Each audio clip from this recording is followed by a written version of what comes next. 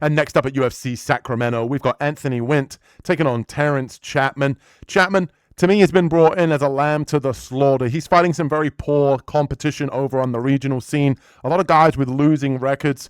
Chatman does do a good job of staying very composed in the striking. He has a nice, tight, high guard. His takedown defense, for the most part, when I've seen him go against guys at low levels, seems to be holding up. He digs for the underhook. He seems to know what he's doing. But I do think he's been brought in here as a little bit of a lamb to the slaughter against Wint.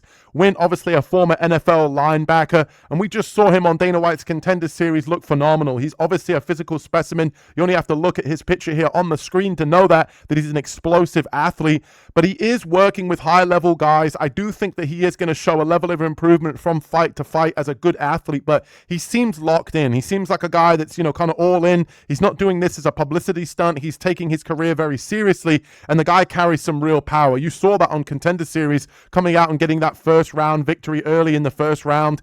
He does do a good job, really utilizing his athleticism and his speed, but he is very composed when the fight gets out of that first round. So I'd like to see Anthony Wint come in here and have success. He looks like a real problem and a guy that could really build on his career, and I think Chatman is a guy that he could definitely have success against. I could see him coming in, utilizing forward pressure, and I think the athleticism and the speed here is going to be too much for Chatman. I know that Chatman does keep his hands very high, but I think Wint here can do a good job of really just using a blast double, taking this fight to the ground, maybe just slamming Chatman early and just getting on top and landing some vicious ground and pound. Very similar to what it looked like on the Dana White's Contender Series performance. But I do think that Chatman, even though his takedown defense looked good on the regional scene, it's not going to look good here against a former NFL linebacker that's working with high-level guys at a good gym. The confidence, the athleticism, the speed is all going to be on display here for Wint. I think he comes out and gets the early first round TKO. I'm going to say he comes out, shoots for a takedown, slams him,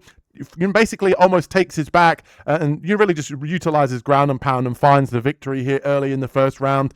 Early TKO here for Anthony Wint. Let's see who Carlos has got in this matchup. Okay, in this one, I'm going to go with Anthony Wint to get it done, and I think that Chatman looks sloppy. He's skilled, very skilled in wrestling, has decent striking, and he's fighting out of 4-ounce Fight Club, so he's got very good coaching. They have some talented prospects that are coming up. Wint, he's a good athlete, has solid folk-style wrestling background, and he's coming from good coaching too, coming out of Killcliff. As long as he could stay patient when he's striking, don't force the fight, use his wrestling when the opportunity's there, don't struggle for takedowns, let it go if it's not going to be easy. Just hold on to all the cardio that you can, and use his speed, his power to exploit the openings. I think he can get this one done. The guys are right now at the same level when it comes to striking or just fighting experience in general, and they both have a solid wrestling background. I'm just going to assume that Anthony Wint is going to win this one based on his physical attributes, and because they're at the same level, I think that's the thing that's going to put him over the top, so Wint to get this one done.